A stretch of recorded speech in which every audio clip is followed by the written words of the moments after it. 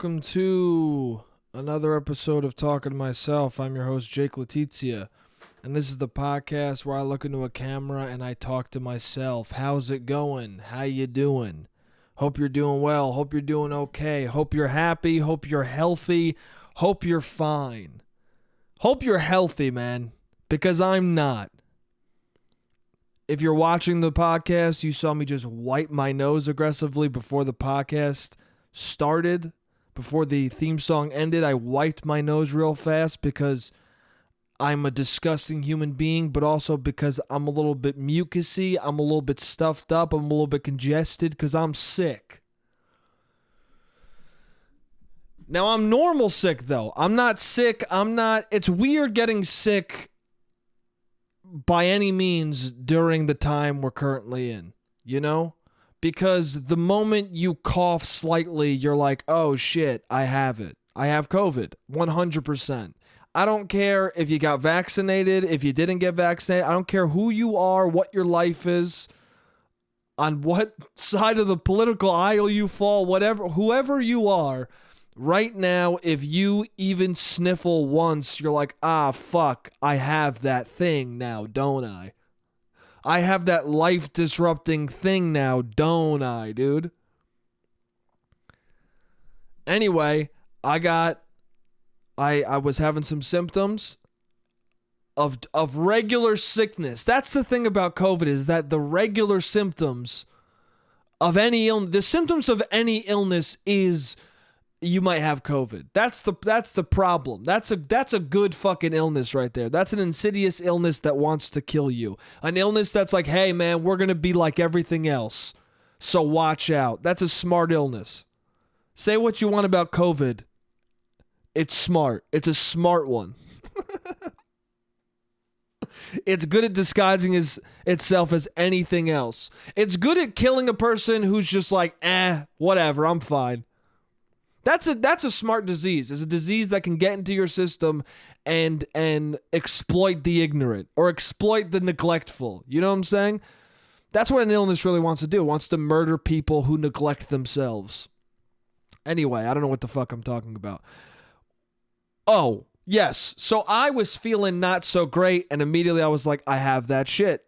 I had a sore throat.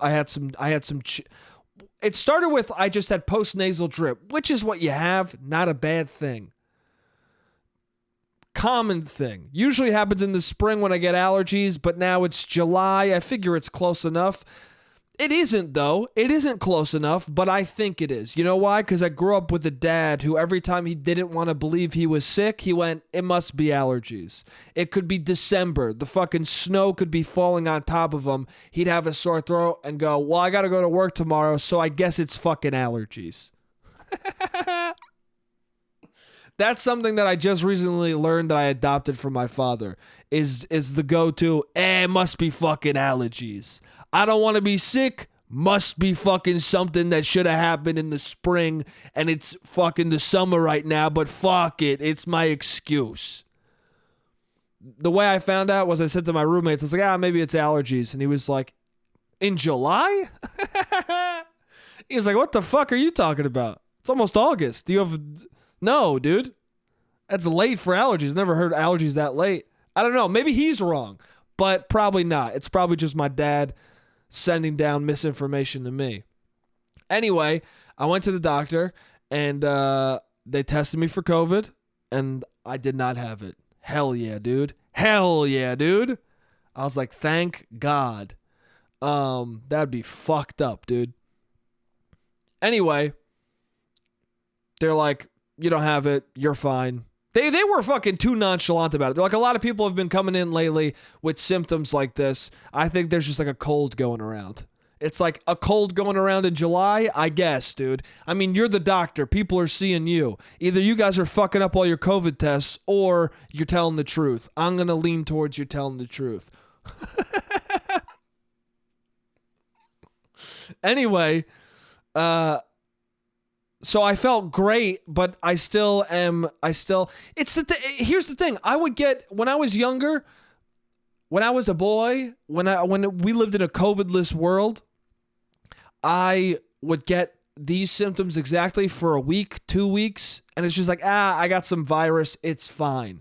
But now that I have it, every day that goes by, I go, should I get tested again? Were they incorrect? Am I fucked? What's going on? Should I get the vaccine 9 more times? What the fuck what do I do, dude?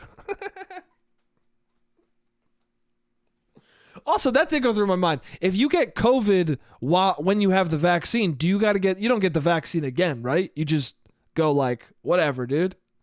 Wait, right? You don't double vax, do you? Or can you double vax?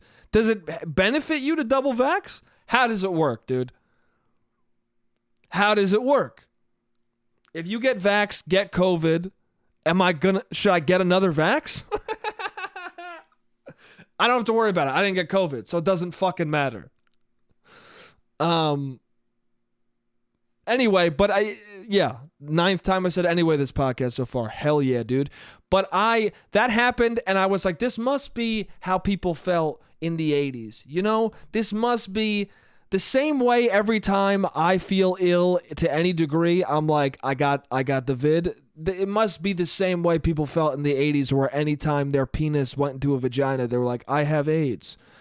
It's got to be. And the relief I felt when they're like, you don't have it, must be a similar relief to a person being like, you don't have AIDS. To a doctor being like, you don't have AIDS. I'm sure it's more of a relief for the AIDS because they're not the same thing. It's not a one-to-one comparison, but they are both illnesses, and they are separate stretches of time where everyone universally was like, hey, fuck, I don't want that thing. You know? That's how they're similar. They're similar in that people in the time period that it existed really didn't fucking want it. Like, COVID's gonna exist forever, but in 5 years from now, people are going to be like, what? You're going to be able to say to somebody, I have COVID. And then somebody's going to say to you like, whatever, man, I'm vaxxed. Or, you know, it's not going to be a thing that debilitates you or makes people go like, huh? What the fuck? But during the 80s, if you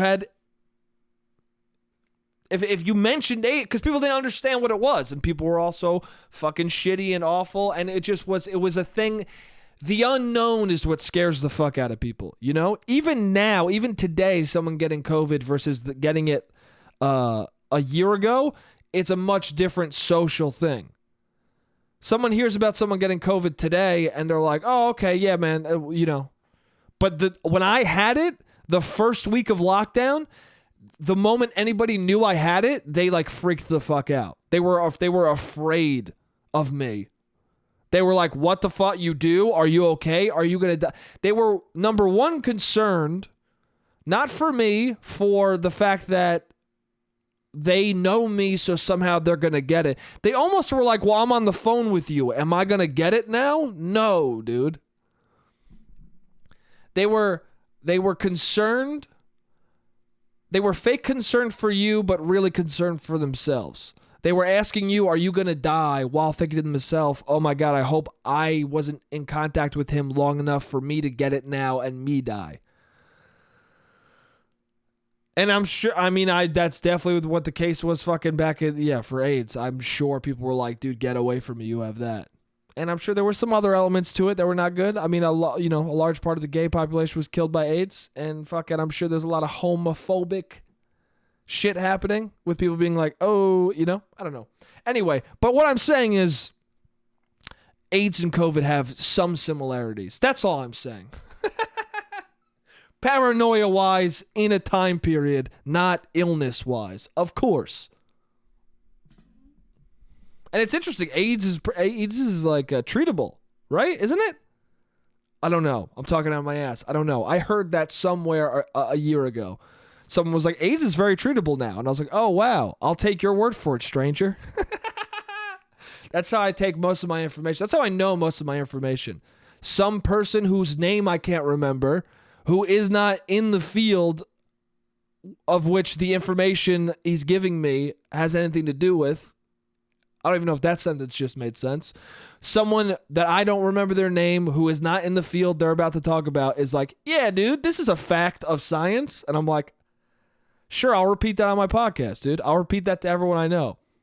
And then the next thing you know, you're in a conversation with somebody and when you're talking about AIDS for some reason, or you're not, or you're talking about if Chick-fil-A is the option you want to eat at today. And then all of a sudden you're like, AIDS is fairly manageable now. And they're like, oh, cool, dude. Do you want a chicken sandwich? And I'm like, yeah, let's get Chick-fil-A. But did you hear what I said? And they're like, sure, man. And then they repeat that to people and they forget my name and what the fuck we were talking about. And then they repeat it to people, and that's how something gets started that could be completely fucking wrong. Yeah. So anyway, that's cool. So I don't have the COVID, but I have a cough and a stuffy nose. Dude, I have a wet cough is what I have. I looked up the other day. I looked up literally yesterday. I go, what the fuck is a dry cough? Because as I've continued to have this cough, no one knew what a fucking dry or a wet cough was until COVID happened. Because now all you hear is, if you have a cough, people are like, is it a dry cough? Hey, is your cough dry? And you're like, I don't know, dude. A cough is a cough. And then you look it up and it's like, oh, phlegm. A wet cough is you're coughing because you're clearing mucus out of your esophagus or whatever the fuck. I don't know. I don't even know the parts of my own body. Right? You're clearing it out of your throat, esophagus. You're clearing mucus out of this region. I'm assuming that's where the mucus is. Mucus is somewhere in this region. And when you cough in a wet cough, you're clearing that out. Hence the wet. The mucus is the wet. A dry cough is a respiratory cough. It's because your lungs are fucked and you can't really breathe the way you should be. And that's why you're coughing. But here's the thing. Both coughs sound and feel the same. Both coughs feel like a cough. I guess it is a little bit different. A wet cough, you can kind of feel your mucus getting unhinged from your throat, and then sloshing around after, and then you got to spit. But a dry cough, you just cough, and then you feel a burn, and you want to kill yourself. And then you go to the doctor, and they go, you should kill yourself. You have COVID. Also, dude, somebody had COVID, and somebody I know got COVID, and they called me up. They called a bunch of people up who they had contact with at some point. And thank God I had just been tested for it, because she called me the next day. She called me the day after, and I was like, oh shit. What's up, dude? She called me the day after I got tested and was like, yeah, so it turns out that I got tested a couple days ago, and I have it. And I know we saw each other, so I was like, oh, yeah, no, I just got tested, and I don't have it, so it's all good. But it was funny because she was calling everyone up and, like, informing people that she has it. And I'm wondering, did you? I mean, maybe it's not. Maybe AIDS is too fucking far of a stretch. Maybe I should just say an STD. AIDS might be too hot button of a fucking illness, I don't think it's enough of a one-to-one. But it is interesting that when you have COVID, you got to call people up as if you have herpes or something. As if you just got diagnosed with herpes and you're like, I got to call the people who I just fucked, Or whatever STD you got, and then you're like, oh shit, let me have motherfuckers know. But honestly, an STD is much scarier than COVID. I don't know. For me, it is. I would say I would rather have COVID than an STD. I guess it depends on the STD. I don't fucking know. It is interesting, though. I think most people would say they'd rather have COVID than an STD. It's because it's sex, dude. Anything involving sex is more, fuck. Anything involving sex is more like, I don't know, please no. Do you know what I'm saying? It's because if you have an STD, then in your head you're like, oh, is no one ever gonna fuck me again? Right? There's so many things in life that you don't do or don't want because you're like, is that gonna prevent me from ever having sex again? There are some opinions that people hold in their heart that they decide not to believe because they're like, well, if I believe what's in my soul, people might not have sex with me, so I can't do that. People compromise their entire identities so that someone will allow them to have sex with them. It's crazy. I don't know. I guess it makes sense. That's our eternal drive, is procreation. When people ask, like, what's the meaning to life? It's to continue life. It just is. That's always been a weird question to me that's been asked. Like, I remember seeing movies where they're always like, what's the meaning to life? And they said it like it was an open-ended question, but it's not, dude. All life's purpose is to make more life. It just is. You can tell by the fact that someone comes up to you and they go, hey, do you believe in God? And you know that the person who asked you that is an atheist and you think they're beautiful and you are kind of skeptical about God. So you're like, well, I'm going to decide to not believe in him at all because maybe we'll kiss. That's proof right there that procreation is the major drive. That is why you go. The meaning to life is procreation. You want to know how you know this for a fact? Why are you at a bar every Saturday wasting all of your money? Why, dude? What's bringing you there? It's an indescribable urge that's deep in your biology. It's deep in your DNA, and it's driving you to the bar every weekend to waste a bunch of money because maybe somebody will say hello. Because maybe you'll go and see somebody and go, oh, hey. And then you'll fuck, maybe? Who knows? Probably not. But I don't know. It's the meaning to life, dude. The meaning to life is procreation. And I'm never going to do it.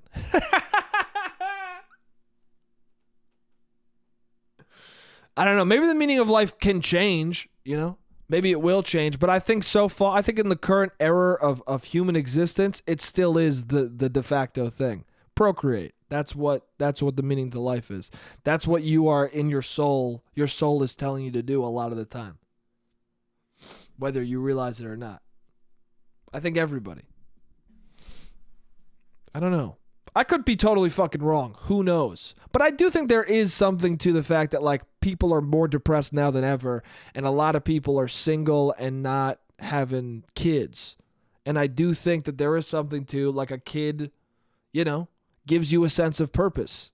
And I think depression comes from a lot of purposelessness. And having a family is a very easy and obvious way. It's not really easy. It's a very obvious way to have a role in life, to give yourself a role in life. Obvious in that once you have a kid in front of you, it's either do or don't, you know? Do or die. You're like the kid will either make you rise to the occasion or won't. So what I'm saying is, anyone who's depressed, you should have a kid right now. You should have a kid right fucking now. And it's all good if you don't like it. Then you just throw it off the roof of a house. It hits the floor, Spartan style, dude. If you have a kid and you're not satisfied and it's bumming you out, you go to a cliff and you drop it Spartan style. It's all good, dude. They just made it legal in fucking Colorado. It's good, dude. They call it the splat law in Colorado. It's all good. They got the splish splash splat law. And if you are not satisfied your kid within a 30-day trial, you get to throw him off a cliff and he splats and you're good, dude. They call it Baby Valley. You go to Baby Valley. It's in your GPS. Look it up if you're in Colorado. Take your baby there and fucking throw it down, dude. And if you ever want to resurrect it, you put into 4 yellow flasks that are kind of just jars, and then you have a ritual ceremony and you become Ethan Winters and you resurrect your baby. That's what you do, dude. You can always resurrect your baby. It's fine to kill your baby because you can always resurrect your baby, dude. All right? I just played Resident Evil 8. It's a fact. You can resurrect your baby, dude. You can. Games don't lie, all right? Everything supernatural is real. And Resident Evil 8 would not lie to me. Rosemary, your baby, who got cut up into 4 pieces, can be resurrected, dude. I saw it in the video game.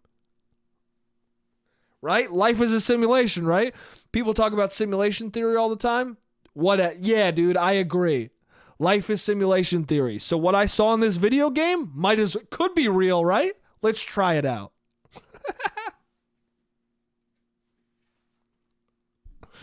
Nah, dude, but the roles of this simulation are different. Just say you believe in God, dude.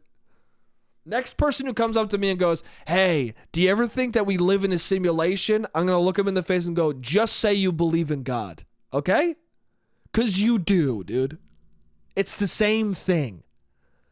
Nah, I just believe that there's like people who created the universe and like there's a guy who created everything and we're just like in the system and he doesn't have any control over us. He just like set up these algorithms and he set up the way the game exists and we exist inside of it. Oh, dude. So kind of like a god in the sky creating the universe. And then we have free will. Kind of like you're kind of describing Christianity to me in real time.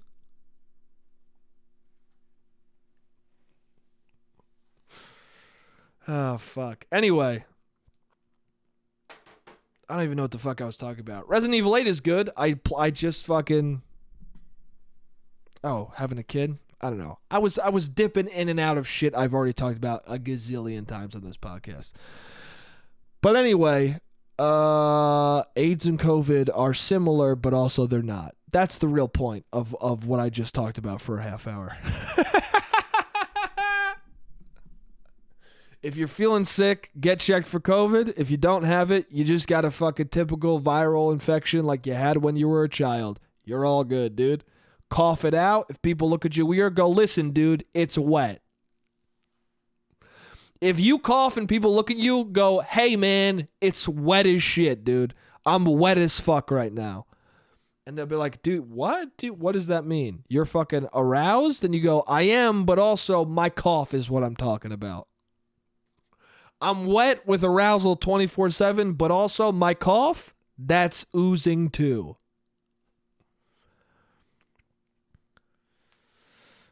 But Resident Evil 8 is a good game, dude. I put it off. I put off playing it. I bought it when it came out, and I was like, this is the game, dude. This is the game I'm going to stream. I'm going to become a fucking gamer, dude. I'm going to become a full-on streaming gamer. What better game than a horror game? Than Resident Evil, big franchise. Ooh, it's going to be great. Game comes out. I go, I won't stream right away. I'll wait.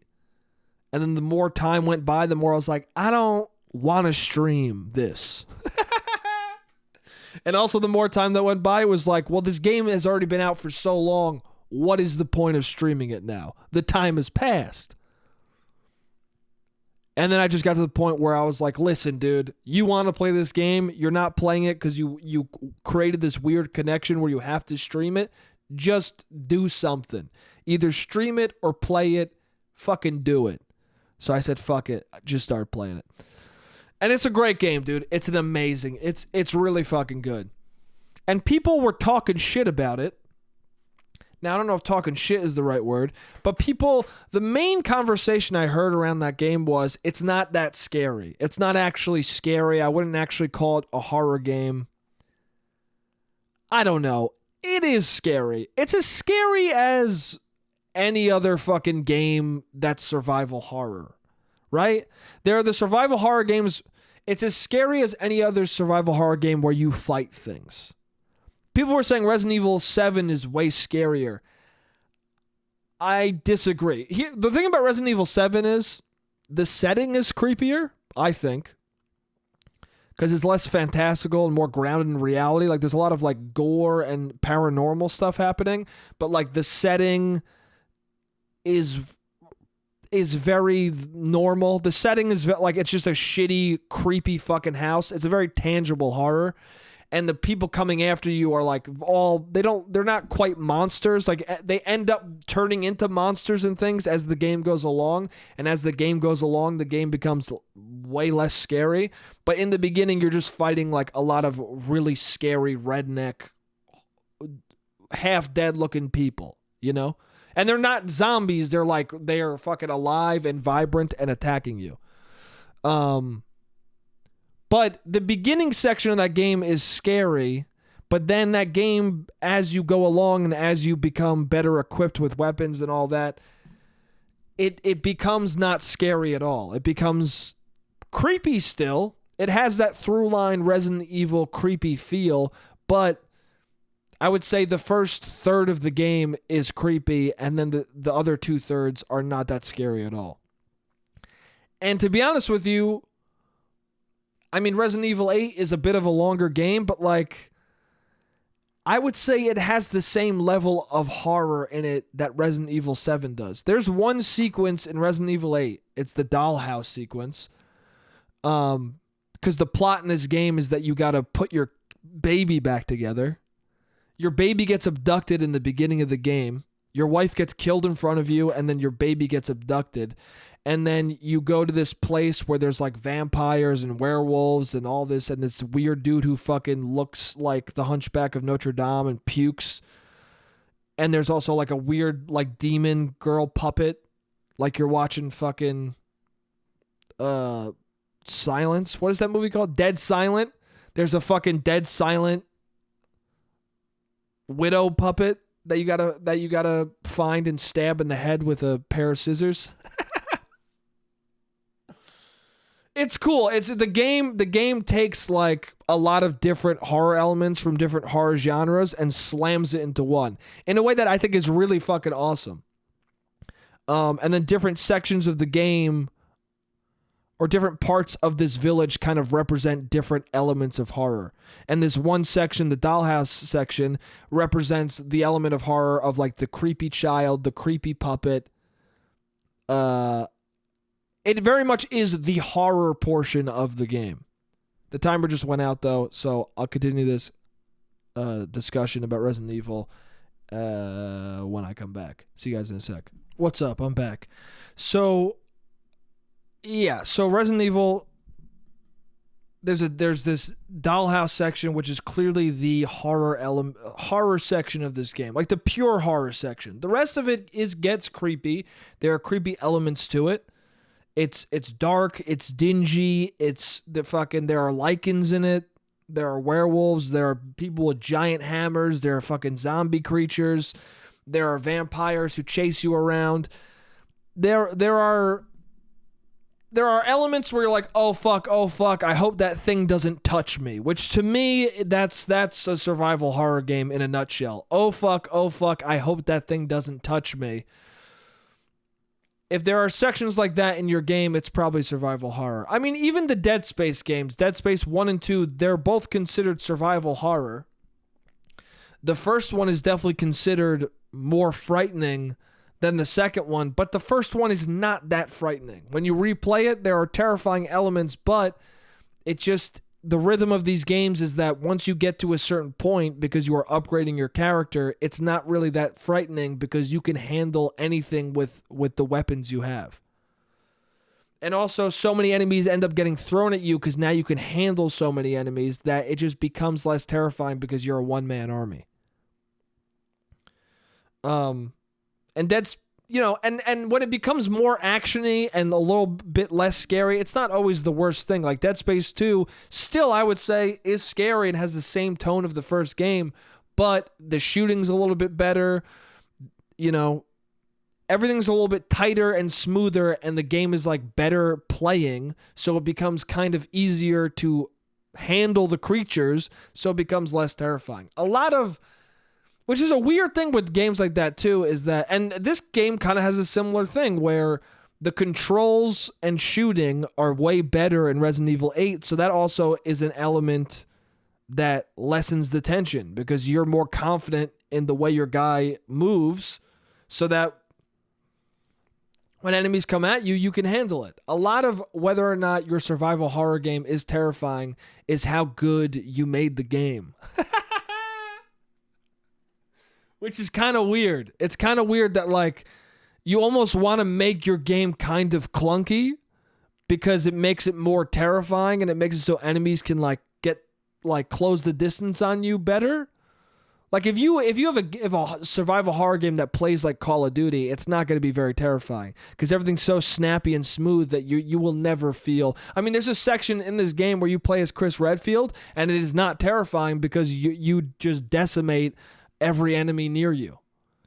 So it's interesting game mechanics that are slowed down on purpose to make a game more terrifying. Anyway, that's not what I'm about to talk about, though. I'm talking about this dollhouse section is I think this dollhouse section, even without it, I would say, I mean, without this section, I would be like, yeah, you're right. Resident Evil 7 is clearly more terrifying than Resident Evil 8, but I think they both feel like games in the same genre, and they both have the same creepy feeling in them. They both have that Resident Evil feeling.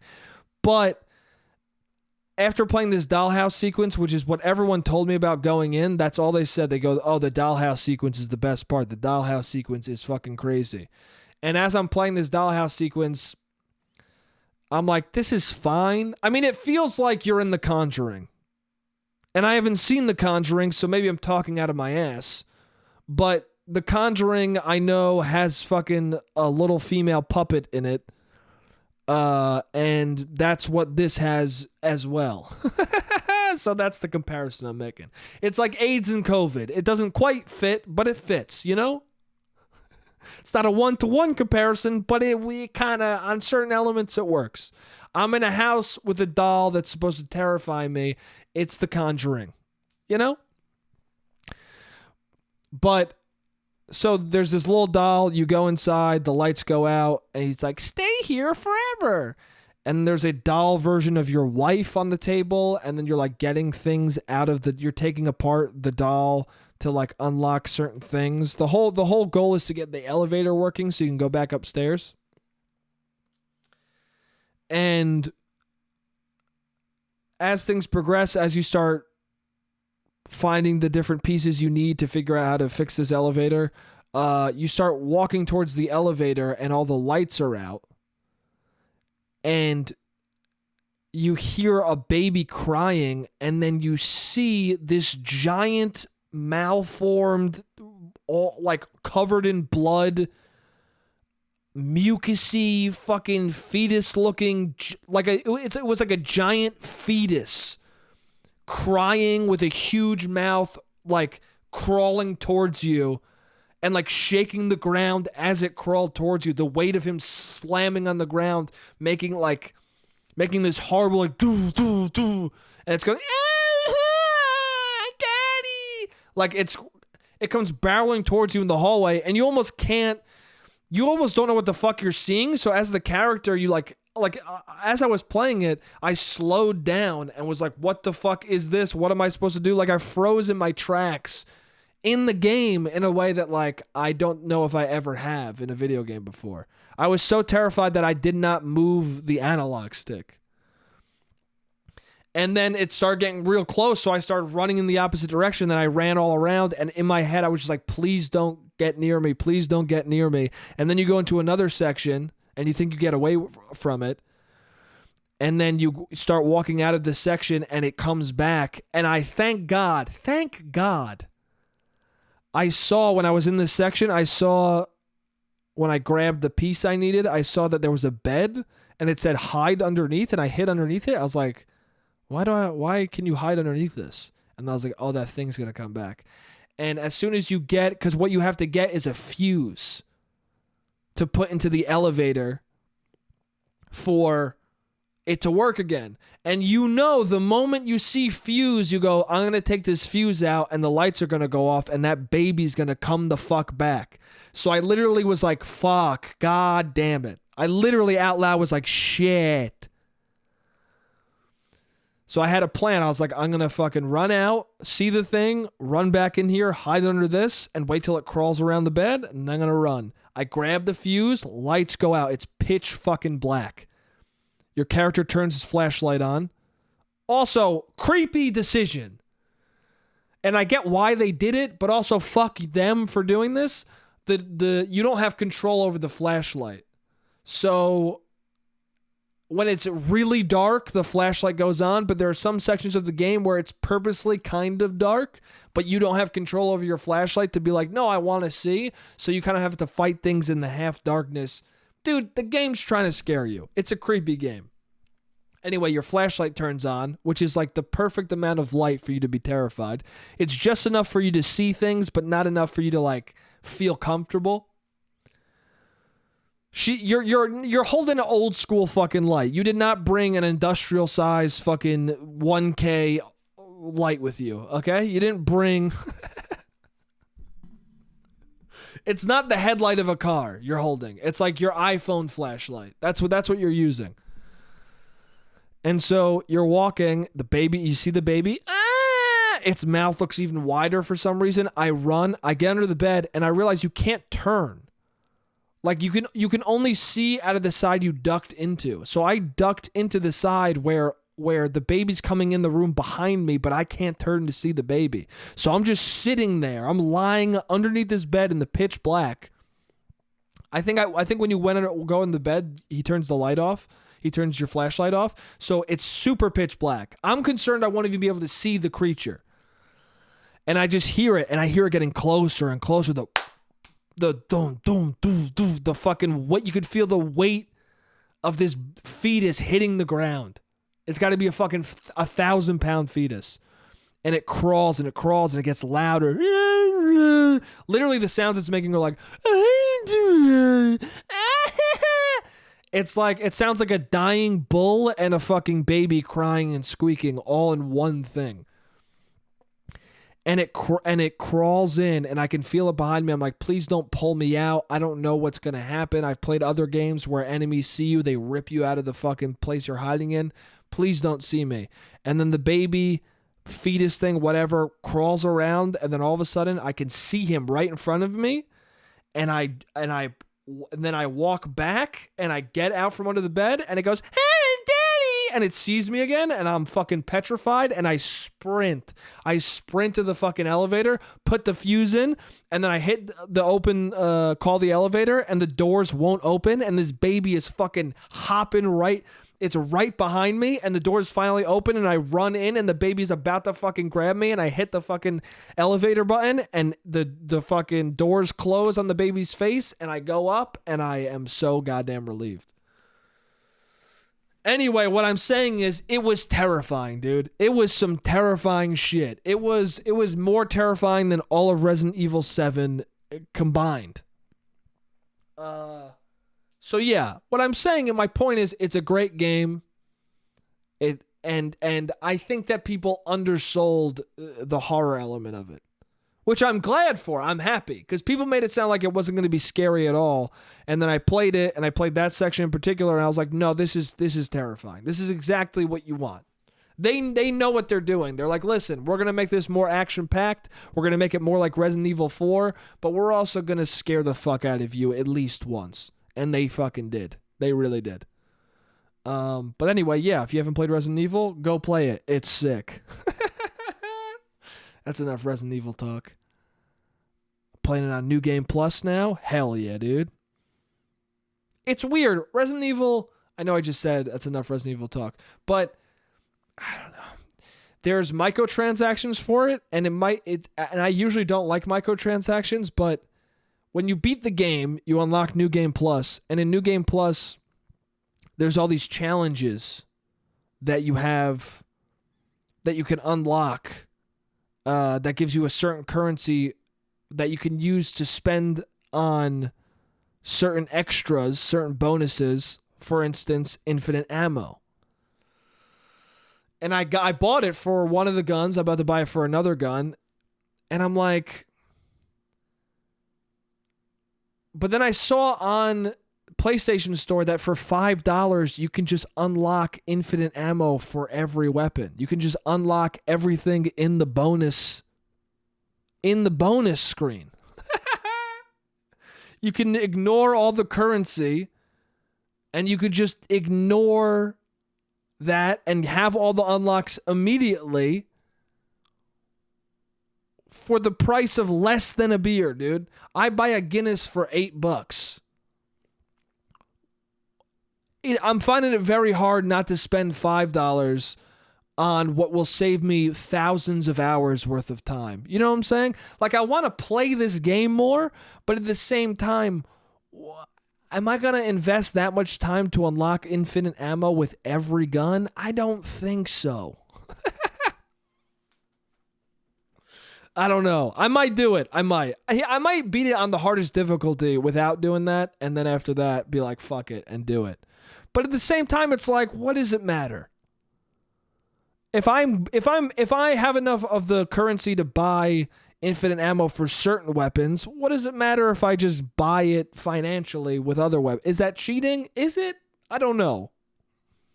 Also, does it matter? It's a single player game. You might as well cheat. Who gives a fuck? Is it cheating if they let you do it? I don't know. I guess some people would see it as impure to buy that stuff. But also, fuck certain people, you know? Whatever. If somebody, listen, I guess if I was in high school right now and I did that, people would be like, yo, you're a fucking bitch, dude. But then again, you have time back then. When you're in high school playing a video game, when you're 18 playing a video game, you're like, listen, dude, I'll fucking grind, dude. I don't give a shit. That's the pure way to do it. But when you're 28 and playing that same game, you're like, I don't want to grind. I only have 5 years left of my life. I might as well just get these shit immediately. Any amount of money I can pay to play this game less but still have a lot of fun with it, I'll do it, dude. Fuck it. So, I might buy that. Who knows? We'll see. We'll see. Anyway. So, the main thing I want to talk about on this podcast was something that just happened. And, it's something that, like, I don't know if you guys have this, but there are certain things in my life that I like, that I enjoy, but people don't believe it. Like, cuz they seem like things that a person wouldn't like, but I honestly love it. I love it. And I'm not the only one who feels that way. I'm not the only one. Okay. So, for example, I like when people cancel plans on me. Any plan that's canceled is amazing to me, because then it's like, oh, fuck, I'm free. Work, hang out with a friend, whatever the fuck. I'm ecstatic that it's not happening anymore. I immediately am like, oh, I'm going to lie down for the rest of the night. Like, whatever. When someone gives me my time back, I'm ecstatic. And I'm not the only one who thinks this. Fucking Larry David said this on a late night show, I think on Kimmel or something. And I was like, I 100% agree with him. And I've talked to other people about this, and they agree with me. But for some reason, whenever I bring up it in a dating sense, people don't believe me. But it's true. I honestly prefer being stood up than going on a date.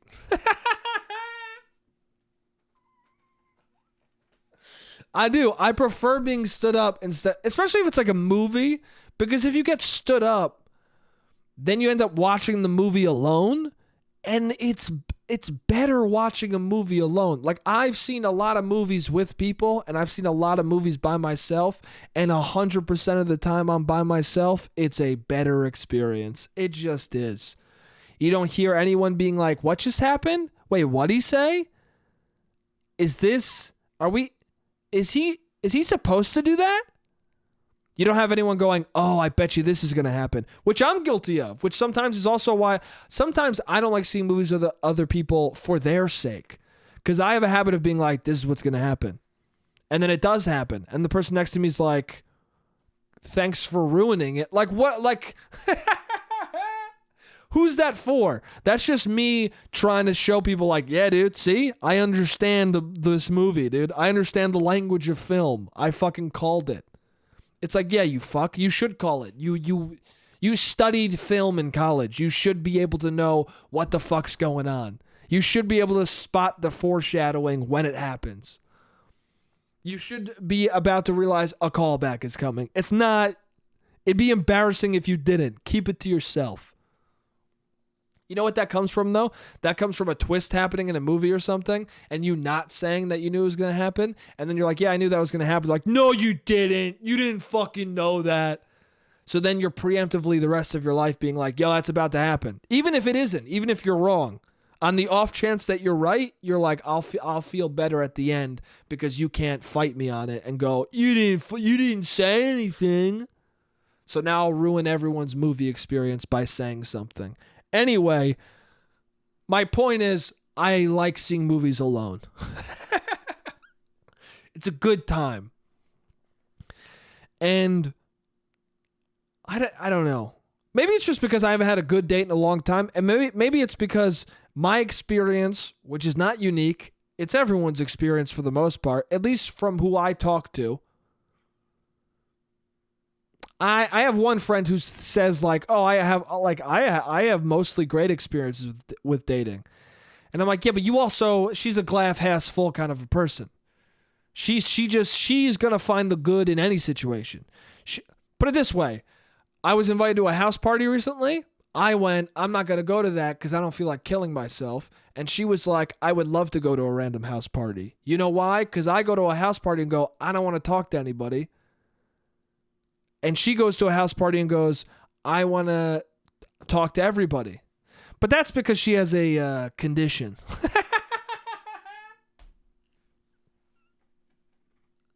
She has fun like getting people to like her, and I have no desire to do that. I have no desire to get someone to like me. I don't want to. I am of the opinion that if you don't like me, it is what it is, man. If you don't like me, I probably don't like you. And if you do like me, I might like you. I don't fucking know. But my point is, I'm not going to I don't want to convince someone to like me. I don't think that's a useful way to spend your time. I don't. But she likes doing that. So then it makes sense that she would like being on a date. I mean, I do like being on a date when it's a good date. I don't know. I don't like pulling teeth. I don't like talking to somebody and they give me one-word answers and then at the end of the conversation they're like, why didn't you get more out of me? And you're like, because you suck. Because I'm not going to have a one-sided conversation and assume that it's going well. I asked somebody was like, oh, I'm watching on a dating app. I was like, somebody was like, hey. I was like, what's up? They were like, nothing. What are you doing? I was like, oh, I'm out and about. What are you up to? And she's like, watching TV, just staying in. I go, what are you watching? She goes, A-List. And I went, cool. Because, dude, if I say, what are you watching? There's like, if someone asks me, what am I watching? I'm going to tell them what the fucking show is. I'm going to tell them what it's about. I'm going to tell them why I'm watching it. There's lots of things to say to add to the conversation. I just gave you an opening. And you took one element of it and then said, fuck you to the rest. Which is kind of saying, fuck you to the person. I'm good, dude. Conversations are so fucking easy, but people make them hard. Anyway. So, I prefer getting stood up, especially if it's a movie. So, I was in a scenario recently where someone messaged me on a dating app, and they go, hi, handsome. And I look at the profile. Well, first of all, I see hi, handsome, and I see the image, the small image, and it's a looks like a very attractive woman. And immediately I'm like, this must be a bot. So then I click on her profile. I'm looking through her photos. I'm like, this is a very cute lady. But then her summary says, oh, I just moved here from Jersey. And that made me go, she's probably not a bot. And then there's another picture of her in her bathroom with an angel costume on.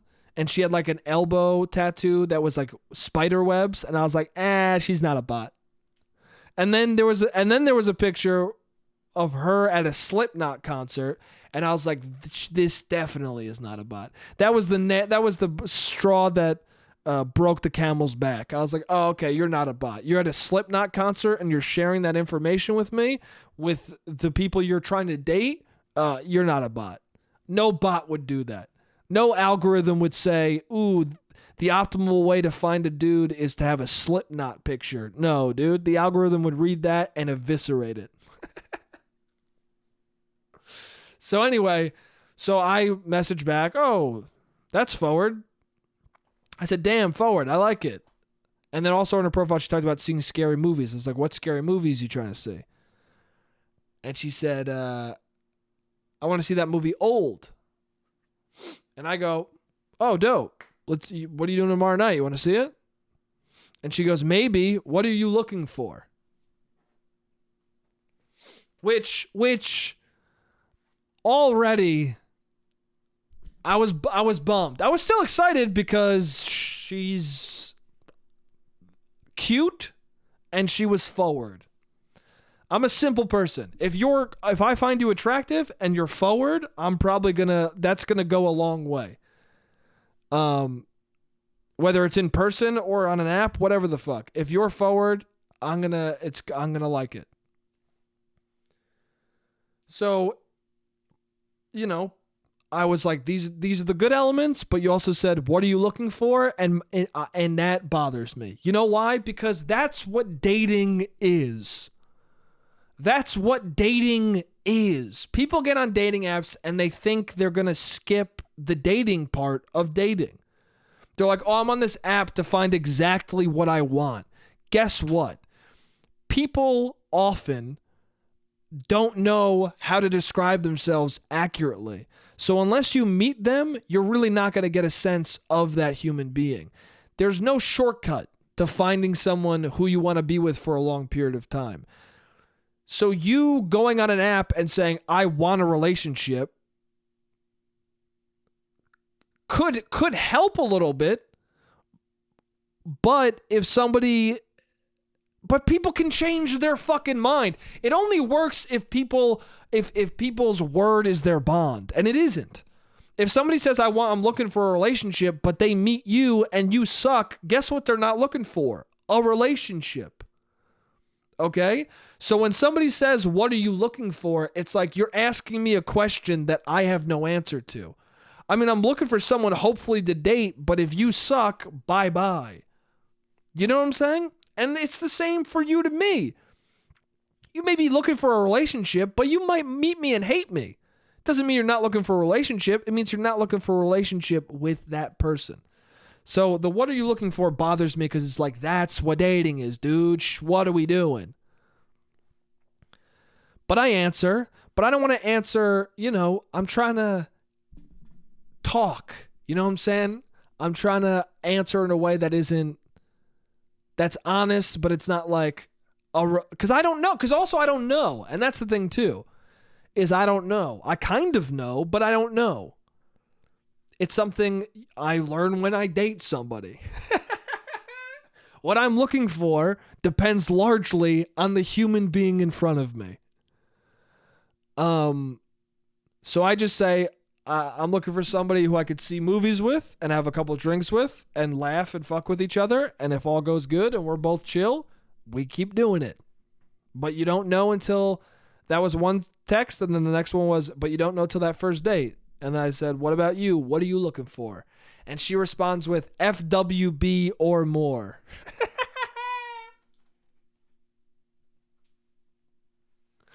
Which is essentially what I just said. But she messaged the laziest, she even write friends with benefits or more. She was even lazier than that. It was an acronym. FWB or more. Which I want to respond with like, yeah, I just said, yeah. Yeah, me too. I just said that. But instead, I just was like, listen, at this point, I'm annoyed enough. I'm annoyed but intrigued enough to just, I'm just gonna either end this or continue this. So I just said, sounds like a plan. What's your number?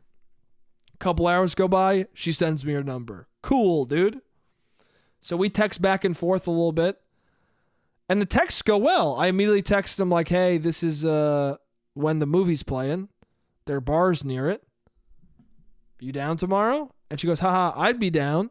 And she goes, no, hello? And I was like, hello, haha.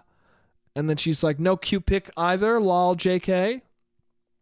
And I'm like, oh, this is going well. She's texting immediately. Like, she's texting. She's saying more than FWB or more. You know, we're having an actual conversation. This might actually be cool.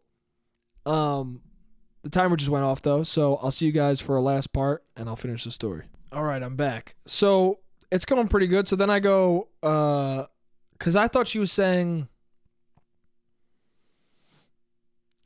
when she said no cute pic either, I thought she was saying, like, for me to say to her, like, oh, hey, cute pic, your pic was cute or something. I didn't understand it, and then I just was like, oh, I was like, what do you mean? Of course I think you're cute. Why do you think I'm trying to ask you on a date so quick? Haha. And then she was like, no, you send a pic. And I was like, you want a pic of me? And then she sent the fucking monkey face things. You know what I'm talking about? Where the cute little monkeys cover their face. That, I don't know why, but ladies love to send those, dude. Ladies love to say that there are cute little monkeys covering their eyes. I don't know why, dude. I don't know why women love that emoji so much, but they fucking love to send it. Anyway, they feel simpatico with that little fucking chimpanzee. Anyway, how many times can I say anyway in one sentence? Anyway, she does that, and then I was like, I said, nah, I mean, I don't need to send a pic. We can see each other in real life tomorrow. And she goes, damn, okay. And then I was like, oh my God. Also, that's fucking annoying. I just shouldn't be on online dating. That's what it is. I just shouldn't be on online dating because I don't like sending pictures of myself. I don't like doing a video chat before the date. I'd rather kill myself than talk to you on a Zoom call before a date, dude. That is so much effort for a person I've never met in my life. I don't even want to Zoom call friends I've known for years, dude. You think I'm going to Zoom call you after 4 to 5 messages on a dating app? You're out of your mind. And maybe I'm the fucking idiot. I don't know. Anyway, she goes, damn, okay. And I go, ugh, fine. I'll send one. It'll be bad, though. And she goes, I can handle it. And then I send it. I said, now you go. And I said, I look like a dumbass, haha. And then she said, lol, when you said bad, I thought you meant naughty. And then she sent a picture of her, clearly with no shirt on, but it was just like her, it was like here up. And so I don't know what to do when people send me a picture of them. So I just compliment the person, because what the fuck else am I supposed to do? Someone sent me nudes one time, and I was like, one time someone sent me a nude and I didn't say anything. And then she was like, you didn't say anything about the nude. And I was like, I mean, you look great. I don't know what you want me to say. And they're like, yeah, just say I look great. And I was like, all right. But then sometimes people send nudes and then I'm like, you look fucking great. And they're like, all right. So I'm like, what the fuck? Why can't we just have sex in real life, dude? Why do we have to have nudes, dude? Why can't we just see each other's bodies naked live, dude? It's better. It's always better to see a naked body in front of you than through an iPhone screen, okay? 100% of the time, I'd rather see a nipple next to my eye than fucking than inside of my phone where it says done. In the corner, you know? I'd rather see a nipple. I'd rather see breasts, naked breasts, directly in front of me rather than it next to texts about where we're going to get dinner. So she sends that picture, and I go, damn, you're handsome. I said, damn, and you said, I'm handsome. You're cute as hell. Or whatever the fuck. Or I said, you're cutie as hell. Because I meant to say you are cute as hell. But it said cutie as hell. It fucked up. Anyway, whatever, dude. And then I said, but nah, dude, I'm not going to send anything naughty. We got to go on a date first. We got to see a movie first. We got to see that movie. Right? So then that was it. There was no message after that. But I figured that makes sense. Like, why would there be a message after that? You know? I don't know. I figured where you have the date. But then I see on OkCupid, because that's the app I'm using, which, don't use that app, dude.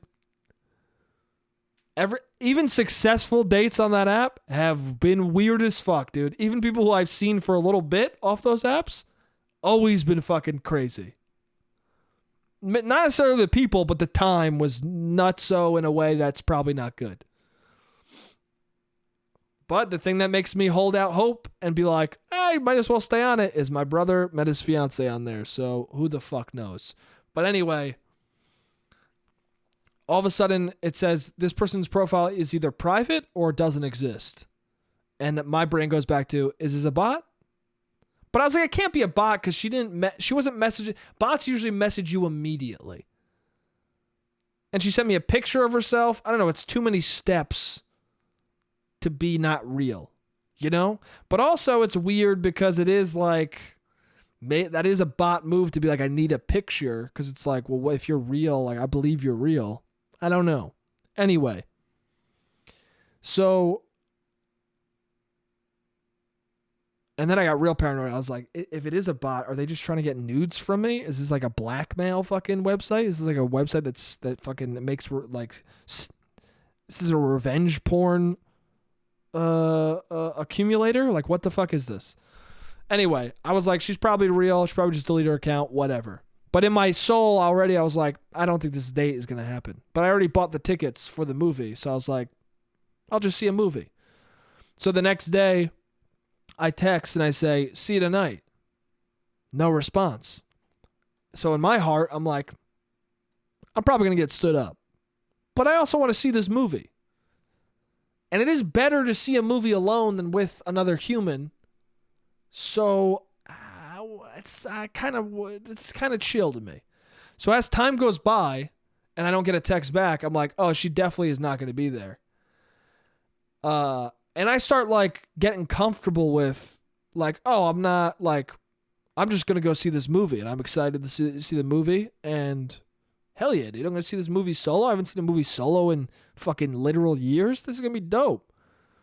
I end up doing my laundry later because I'm like, it doesn't matter if I get there on time.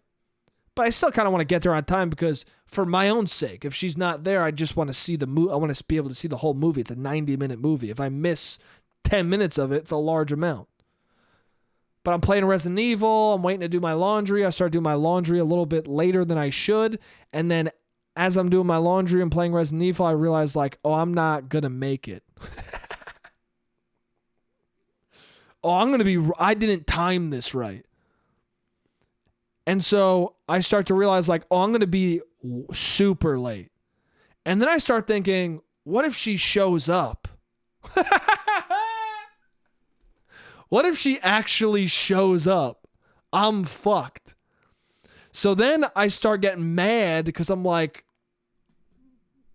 then I start saying to myself, please don't show up. I hope she stands me up.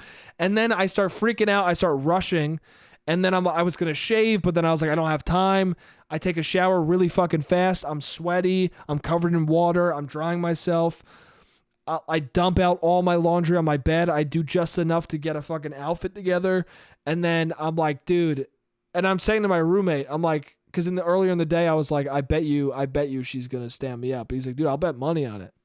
And we had a previous bet for $1. So I said double or nothing. So it's a $2 bet.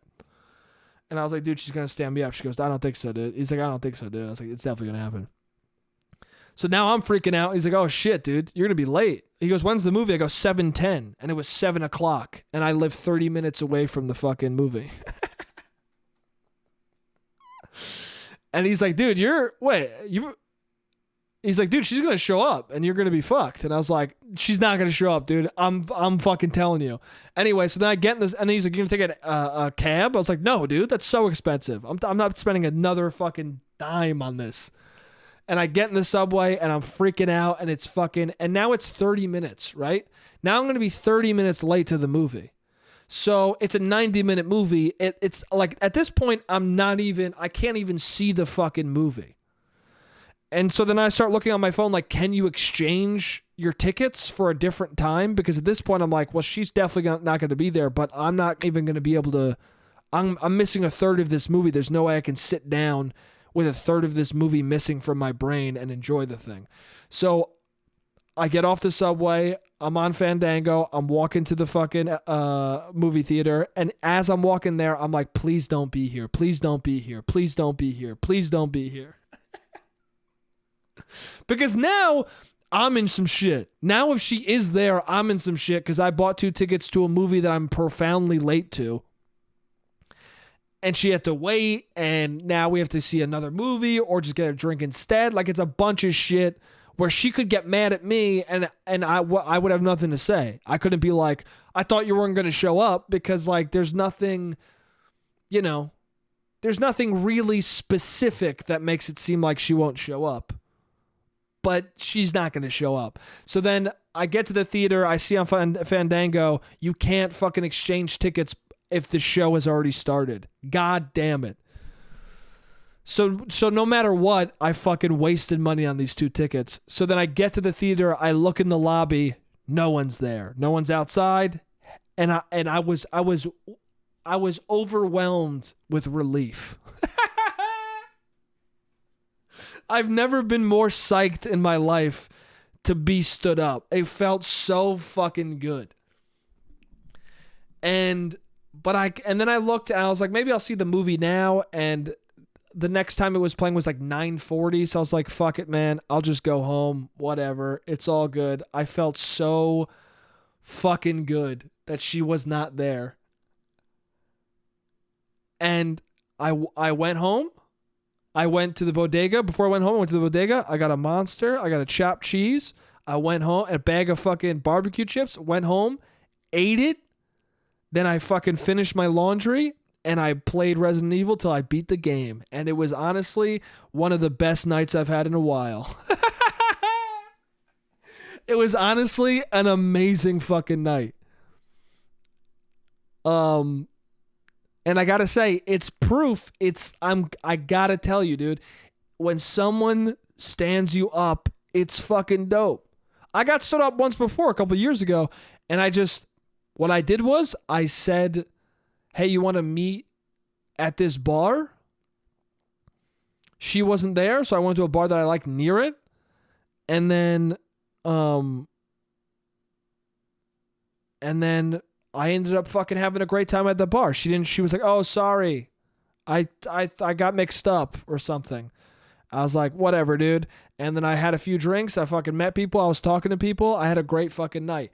I'm telling you, dude. And there's the relief you feel and excitement you feel for suddenly having a bunch of free time. Suddenly your entire night is free. The energy you feel from that, it's going to propel you into a fucking glorious night. I'm telling you. My fucking roommate got stood up last weekend or something. And he was like, yo, you want to do something? We went out to bars and we fucking stayed out all night. We stayed out till fucking 7 a.m. It was awesome. It was fun as fuck. We stayed until bars still closed. Then we went to the diner, had food, got back at like 7. It was great.